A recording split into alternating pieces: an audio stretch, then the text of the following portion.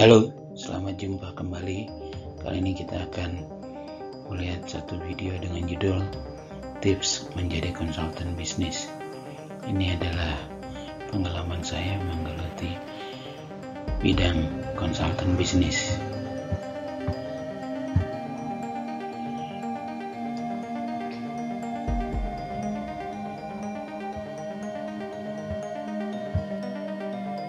Kita mulai dengan membedah konsultan bisnis. Konsultan bisnis merupakan suatu keterampilan manajerial atau pemecahan masalah yang nyata, artinya bukan hanya konsep, dan dapat ditransfer kepada calon klien atau calon klien kita. Selanjutnya, konsultan bisnis adalah melakukan identifikasi suatu bidang yang potensial bisa menghemat atau meningkatkan laba perusahaan klien. Apa yang dijual kepada klien adalah manfaat. Ini perlu digarisbawahi bagi kita. Kita akan membahas selanjutnya.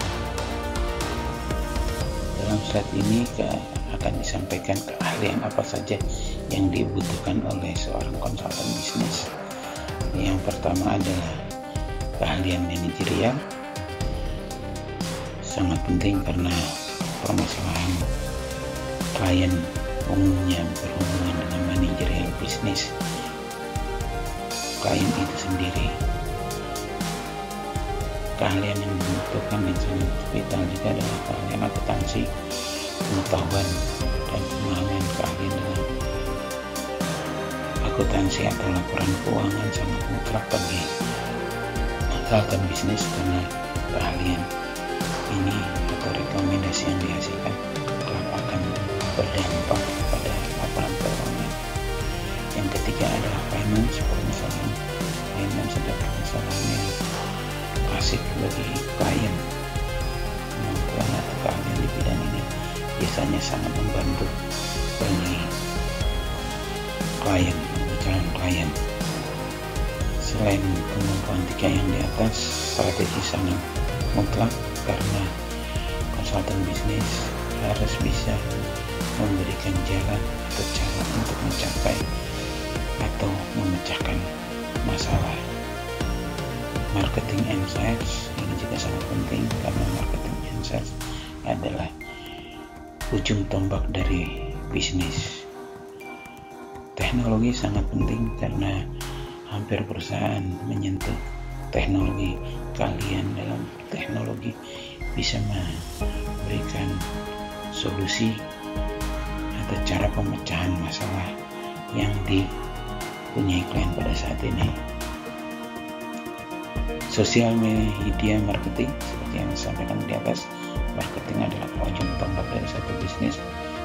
Karena saat ini ada era sosial media, maka keahlian dalam sosial media bisa membantu. Apa yang dijual kepada klien? Kita menjualkan servis berupa solusi atas masalah-masalah yang dipunyai oleh klien. Solusi itu tentunya harus memberikan manfaat bagi klien. Kalau hal ini bisa dilakukan, maka konsultan bisnis akan mempunyai nilai plus bagi kliennya. Manfaat itu ada dua hal, yaitu fakta, menyajikan fakta-fakta yang ada dengan melakukan berbagai metode untuk menggali fakta, baik fakta internal maupun fakta eksternal. Yang kedua adalah bukti bahwa rekomendasi yang dihasilkan ini bisa memberikan atau menyelesaikan masalah klien.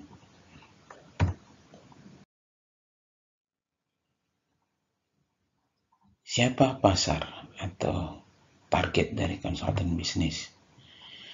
Alasan umum orang memakai konsultan adalah pertama, perusahaan menginginkan suatu masalah jangka pendek dapat diselesaikan dengan cepat dan tidak dapat diselesaikan oleh klien karena masalah itu tidak bisa diselesaikan oleh staf, baik karena keterbatasan maupun kemampuan waktu. Alasan selanjutnya adalah analisis mengenai masalah dan rekomendasi yang didasarkan kepada keahlian konsultan bisnis dengan tanpa mengganggu kelangsungan bisnis atau kelancaran proyek-proyek yang Mengapa hal ini diperlukan? Karena biasanya perusahaan menginginkan suatu pandangan yang objektif untuk menyelesaikan suatu masalah bisnis yang penting. Pandangan ini sangat diperlukan oleh perusahaan untuk mengatasi permasalahan atau potensi masalah yang ada. Perusahaan juga menginginkan analisis eksternal yang tadi disampaikan objektif mengenai masalah dan rekomendasi pemecahan masalah dari seseorang yang tidak mempertahankan posisi di hierarki organisasi. Masalah kadang-kadang datang oleh seseorang di dalam organisasi atau bahkan unit di organisasi yang menghambat performance atau menghambat kinerja perusahaan secara keseluruhan, sehingga pendapat objektif ini sangat diperlukan. Atau memiliki permasalahan yang bersifat musiman, artinya tidak selalu muncul atau munculnya tidak menentu, sehingga dengan meng-hire orang yang tidak ada di perusahaan, hanya meng-hire pada saat dibutuhkan adalah salah satu hal yang biasanya dilakukan oleh klien yang memerlukan jasa konsultan bisnis. Selanjutnya, konsultan bisnis, klien adalah hal yang utama dalam bisnis ini. Bagaimana cara memperoleh klien akan diuraikan sebagai berikut. Reputasi adalah hal yang penting. Jadi hal ini perlu dibangun oleh para konsultan sehingga kelak akan mendapatkan klien dan mendapatkan klien lebih lanjut. Apa yang bisa dilakukan? Misalnya dilakukan tipsnya dengan memberikan kerja sukarela yang tidak dibayar atau menerima pembayaran yang tidak penuh. Tujuannya apabila klien puas, ini akan merekomendasikan kepada kolega atau rekan bisnis yang lain. Iklan bukan cara yang tepat untuk memasarkan jasa konsultasi, karena seperti diuraikan di atas, reputasi lah yang paling penting, sehingga jarang orang melakukan iklan untuk bisnis konsultasi. Yang paling vital bagi bisnis ini adalah word of mouth marketing atau dari mulut ke mulut. Bila klien puas, biasanya dia akan menceritakan kepada koleganya sehingga kolega dari klien tersebut bisa berpotensi menjadi klien kita. Hal yang bisa dilakukan adalah melakukan publikasi, misalnya menulis artikel di koran bisnis atau di majalah bisnis, memberikan kuliah dan seminar. Ini tujuannya adalah untuk mendapatkan orang yang tertarik dengan kemampuan kita sebagai konsultan. Penulisan buku sama, ini juga penting karena buku bisa memberikan gambaran yang cukup mendesak tentang kemampuan dan keahlian kita. Pengiriman surat bisa dilakukan khususnya untuk tahap perkenalan, untuk mendapatkan tindak lanjut, misalnya melakukan interview atau wawancara. Selanjutnya, hal yang seperti berkirim surat telepon pada orang-orang yang potensi menjadi klien bisa juga dilakukan, terutama untuk memperkenalkan diri. Sosial media ini juga menjadi hal yang bisa dilakukan dengan mempublikasikan hal-hal yang sudah kita lakukan, siapa klien kita Ini juga bisa langkah untuk memperoleh klien, karena saat ini adalah era sosial. Nah, apabila melakukan komunikasi telepon, hal pertama yang harus diingat, jangan patah semangat, karena mungkin banyak penolakan dari telepon. Biasanya banyak penolakan seperti itu, atau karena klien belum membutuhkan jasa Anda. Jangan terlalu banyak mengirim surat, karena reputasi menjadi hal yang mutlak. Orang lebih percaya akan pemberi referensi daripada surat yang kita kirimkan. Jangan memotong pembicaraan bila komunikasi lewat telepon. Dengarkan apa yang menjadi keinginan atau kebutuhan klien pada saat ini. Jangan takut untuk menanyakan bertemu.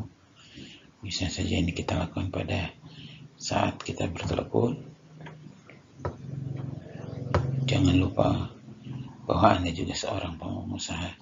Jadi pembicaraan ini adalah antar pengusaha. Ini sangat perlu untuk memahami bisnis to bisnis. Langkah-langkah penjualan bagaimana?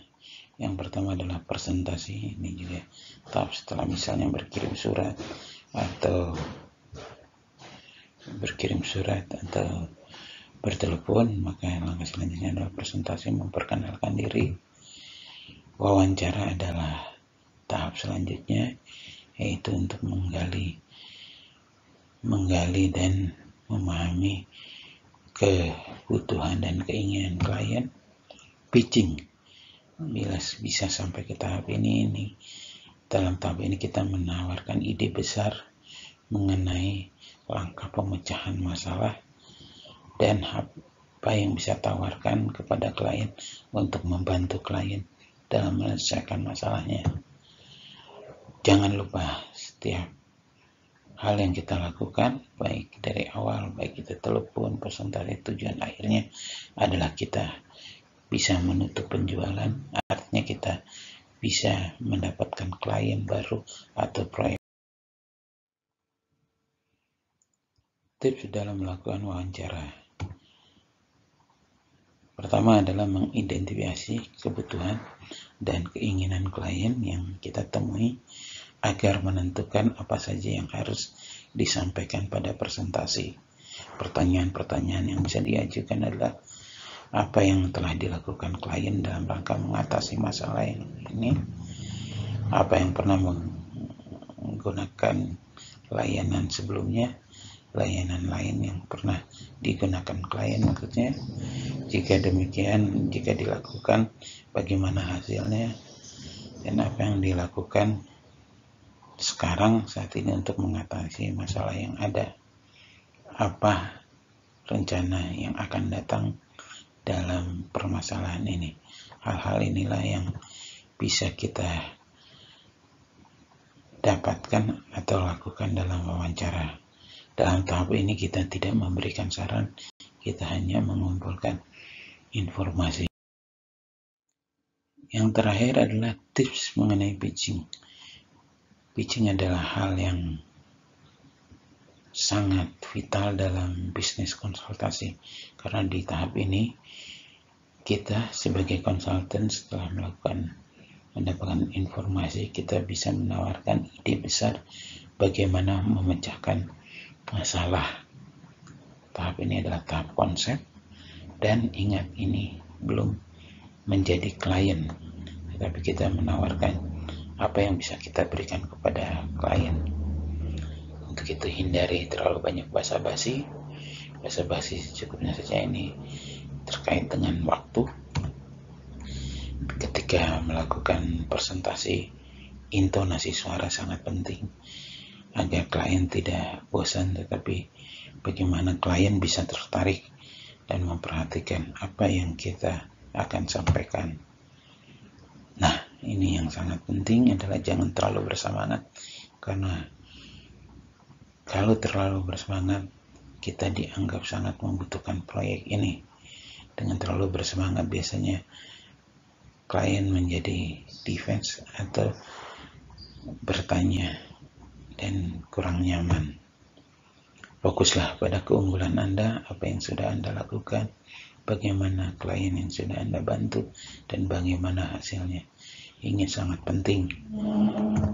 Yang selanjutnya adalah cara presentasi juga hal yang penting dalam tahap pitching ini untuk memperoleh ketertarikan dari klien, sehingga klien atau calon klien kita mau menggunakan. Yang terakhir dan sangat penting ketika melakukan pitching, jujur, karena kejujuran ini karena menyangkut kepercayaan. Kejujuran adalah hal yang vital dalam saat pitching khususnya, dan percaya diri bahwa Anda bisa pantas untuk